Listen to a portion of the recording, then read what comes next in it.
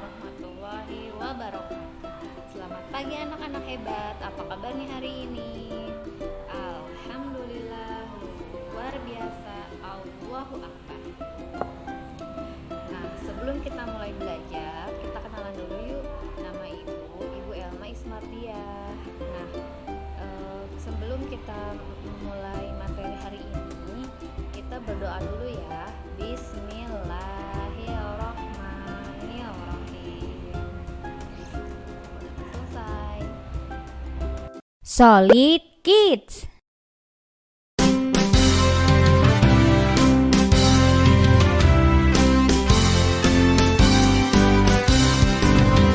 Garuda Pancasila, akulah pendukungmu.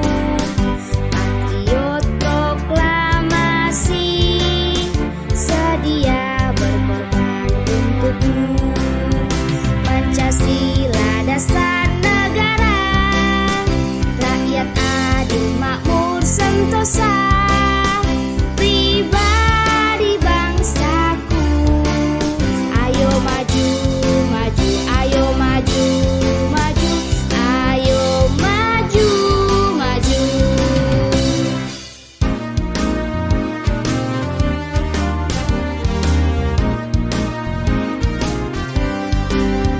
Garuda Pancasila, akulah pendukungmu.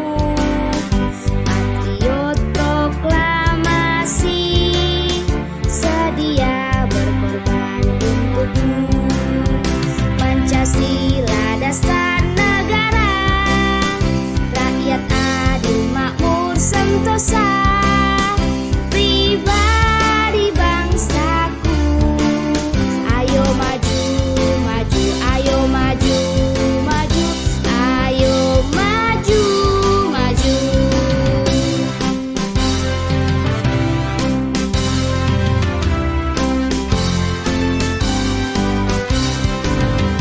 Garuda Pancasila, akulah pendukungmu. Patriot proklamasi, sedia berkorban untukmu. Pancasila dasar negara, rakyat adil makmur sentosa. Pribadi bangsaku, ayo maju, maju, ayo maju, maju, ayo maju, maju.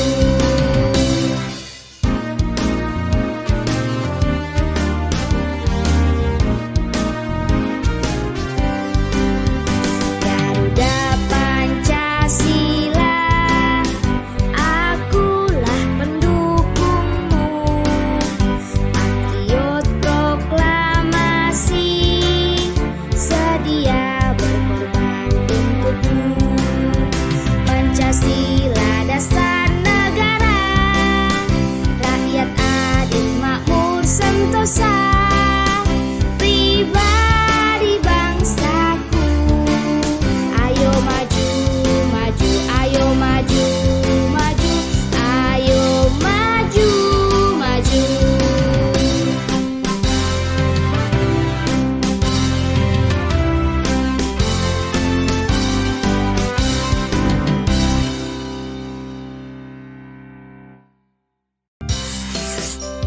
Jangan lupa subscribe channel ini ya teman-teman. Komen dan like video ini juga. Terima kasih.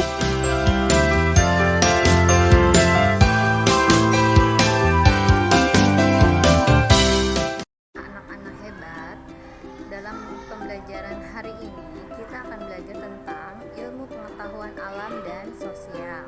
Di bab 5 tentang cerita tentang daerahku. Topik D, daerahku dan kekayaan alamnya. Apa saja sih kekayaan alam di daerah tempat tinggalku?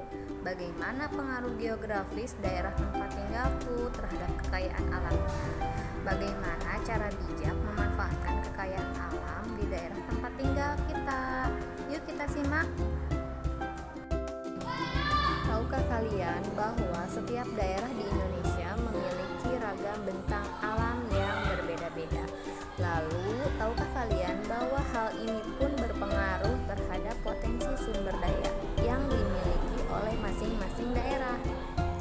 Kabupaten Bima misalnya memiliki bentang alam yang terdiri dari dataran yang tinggi, dataran yang rendah, dan beberapa daerahnya berbatasan dengan lautan. Curah hujan yang rendah juga di dataran Kabupaten Bima. Bawang merah dapat tumbuh dan berkembang dengan baik. Bambu juga termasuk sumber daya alam yang banyak dimanfaatkan. Perabotan rumah tangga, perabotan dapur, dan dinding rumah terbuat dari bambu. Bukan hanya itu, bambu juga digunakan sebagai alat musik dan bahan membuat mainan. Di daerah kalian pasti ada sesuatu yang bisa dan biasa dimanfaatkan penduduknya. Bisa berupa tumbuhan atau hewan. Bisa juga sungai, danau, rawa, gunung, dan sebagainya. Jadi penasaran ya apa saja sih kekayaan alam yang ada di sekitar kita? Yuk kita jelajahi bersama. Setiap daerah memiliki kekayaan alam yang sangat penting. Misalnya di Kediri. Kediri sebagai penghasil padi, jagung, ubi kayu, ubi jalar, kedelai, kacang tanah, dan buah-buahan. Padi sangat penting sebagai makanan pokok. Nah, ada lagi kekayaan alam yang paling penting di daerah Sumatera, yaitu batu bara yang digunakan untuk pembangkit tenaga listrik. Jadi, kekayaan alam di setiap daerah itu memiliki kekayaan yang paling penting dan berbeda-beda. Ada keterkaitan antara kenampakan alam dengan potensi kekayaan alam yang dimiliki suatu daerah yang berpengaruh terhadap hasil kekayaan alam yang dimiliki daerah tersebut. Misalnya di daerah pantai akan menghasilkan berbagai jenis ikan dan kekayaan laut.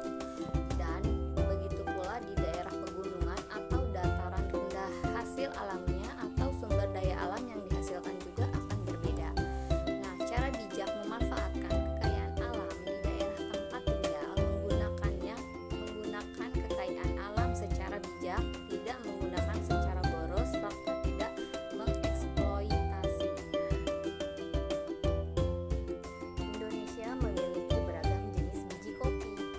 Ada kopi Aceh Gayo, kopi Toraja, kopi Papua Wamena, kopi Kintamani Bali, kopi Flores Bajawa, kopi Java Ijen Raung, kopi Rangsang Meranti Riau, dan masih banyak lagi. Hal yang paling luar biasa, kopi dari Aceh hingga Papua memiliki karakteristik dan cita rasa yang berbeda-beda. Wah, bagaimana bisa ya? Ternyata hal ini dipengaruhi dari tanah serta ketinggian tempat kopi tersebut ditanam. Tidak hanya tumbuhan, ternyata beberapa hewan pun memiliki lingkungan-lingkungan tertentu untuk tumbuh dan berkembang biak.